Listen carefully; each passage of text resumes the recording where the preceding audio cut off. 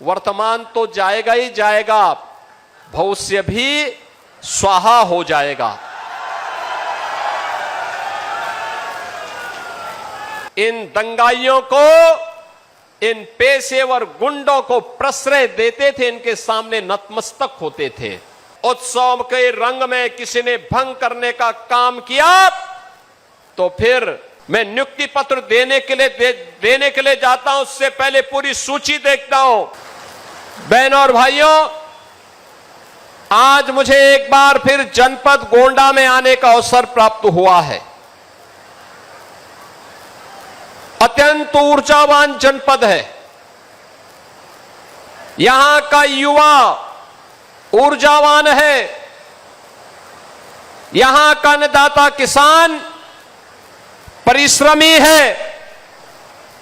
यहां की बहनें और बेटियां प्रतिभाशाली हैं और यहां का कारीगर और हस्तशिल्पी भी जब भी उसे अवसर मिला है उसने अपनी हुनर की छाप देश और दुनिया तक पहुंचाने में कोई कोताही नहीं की है। जनपद का अपना पौराणिक इतिहास है। इस जनपद ने देश की स्वाधीनता आंदोलन में अग्रणी भूमिका के साथ कार्य किया, लेकिन आजादी के बाद जो अपेक्षित विकास जनपद गोंडा का होना चाहिए था, वह बहनों और भाइयों, वह विकास तुष्टीकरण की भेंट चढ़ गया, अराजकता की भेंट चढ़ गया, भाई भतीजेवाद और जातिवाद की भेंट चढ़ गया और उसी का खामियाजा गोंडा जनपद को भुगतना पड़ा। जहां पर सरयू मैया की असीम कृपा रहनी चाहिए थी और जहां की फसलें लहलहाते हुए देश के पेट को भरने का कार्य करती, एक नियोजित प्रयास के अभाव में वह जनपद पिछड़ता गया और एक समय ऐसा भी आ गया था जब उत्तर प्रदेश के अन्य जनपदों की भांति ही गोंडा के नौजवानों के सामने भी पहचान का संकट आ खड़ा हुआ। पहचान का संकट, जहां पर अपने प्रदेश में तो नौकरी रोजगार नहीं, लेकिन जब इससे बाहर भी जाते थे तो नाम सुनते ही अन्य जनपदों के लोग, अन्य प्रदेशों के लोग 10 कदम दूरी बना करके चलते थे। लोगों को लगता था कि पता नहीं कौन ये व्यक्ति है, क्या करके आया है। आज मैं कह सकता हूं, पिछले 12 वर्ष में प्रधानमंत्री मोदी जी के नेतृत्व में और पिछले 9 वर्षों में डबल इंजन की भाजपा की सरकार ने प्रदेश के विकास के लिए जिन कार्यक्रमों को अपने हाथों में लिया है, आज उसके परिणाम आप सबके सामने देखते हुए बन रहे हैं। अब आपको पहचान के लिए मोहताज नहीं होना होता है। अब आप देश के अंदर कहीं जाएंगे, कहीं भी आप जाएंगे, यूपी का नाम आते ही सामने वाले का चेहरा खिलता है और उसको लगता है जो आपसे 10 कदम दूरी बनाता था, आज वह आपको गले लगाने के लिए उतावला दिखाई देता है। आज आप गोंडा से बाहर किसी जनपद में जाएंगे, आज वह आपसे दूरी नहीं बनाता है, आज वह मित्रवत व्यवहार करता है, क्योंकि उसे मालूम है अयोध्या के बगल वाला जनपद गोंडा ही है। भगवान श्री राम के असीम कृपा प्राप्त करनी है तो गोंडा के नौजवानों के साथ दोस्ती करो, मैत्री करो, भगवान की अनुकंपा भी प्राप्त हो जाएगी। बहनों और भाइयों, आज यूपी के नौजवानों को नौकरी मिल रही है, सरकारी नौकरी भी। यूपी पुलिस में जब भर्ती हुई थी 60,244 भर्ती, सैकड़ों नौजवान गोंडा जनपद के भर्ती हुए थे, गोंडा के नौजवान भर्ती हुए थे, बहराइच के नौजवान भर्ती हुए थे, श्रावस्ती और बलरामपुर के नौजवान भर्ती हुए थे। आज कोई भी सरकारी भर्ती आती है, मैं नियुक्ति पत्र देने के लिए जाता हूं, उससे पहले पूरी सूची देखता हूं। मुझे अच्छा लगता है कि गोंडा का नौजवान भी अब सरकारी नौकरी प्राप्त कर सकता है, बिना भेदभाव के प्राप्त करता है। अब निवेश केवल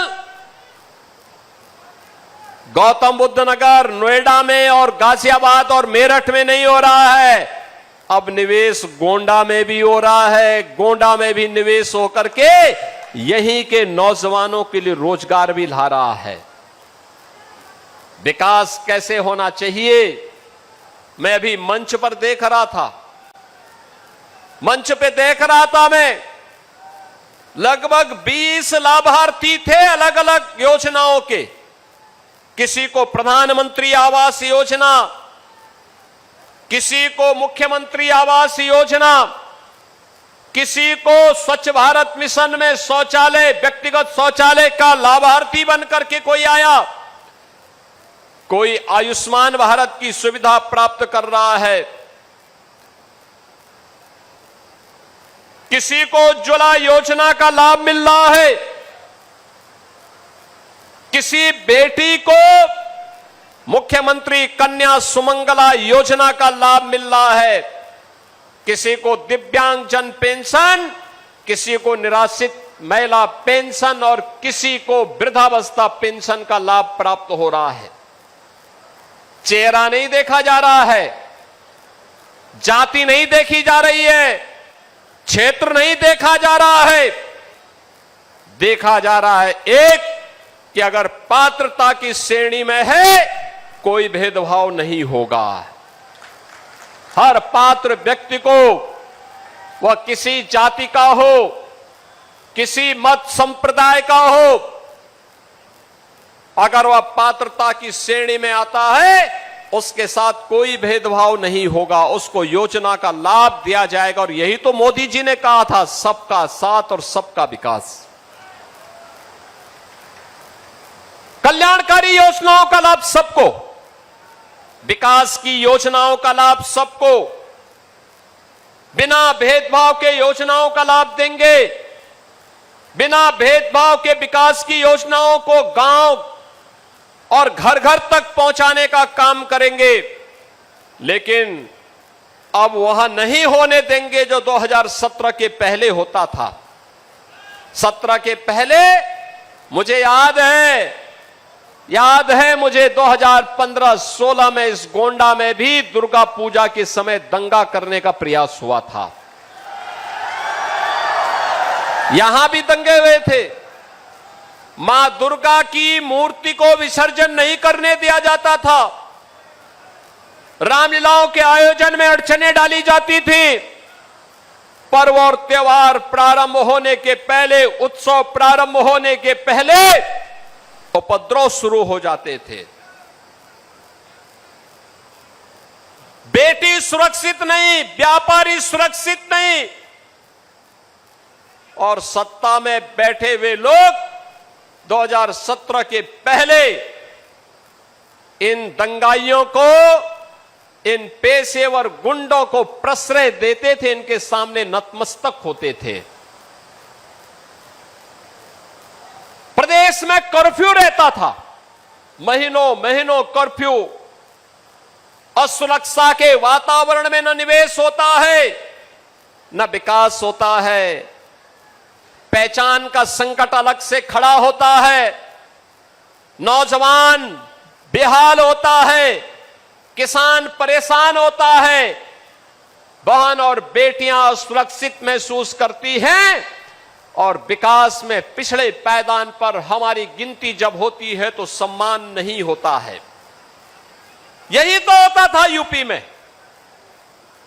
आज तो आप देखते होंगे उत्तर प्रदेश में 75 जनपद हैं, 350 तहसीलें हैं, 825 विकास खंड हैं, 762 नगर निकाय हैं, 14,000 वार्ड हैं और बहनों और भाइयों 57,000 से अधिक ग्राम पंचायतें हैं।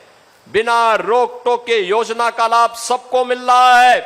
पर्व और त्योहारों में कोई व्यवधान नहीं डाल सकता है। उत्सव के रंग में किसी ने भंग करने का काम किया तो फिर वर्तमान तो जाएगा ही जाएगा, भविष्य भी स्वाहा हो जाएगा।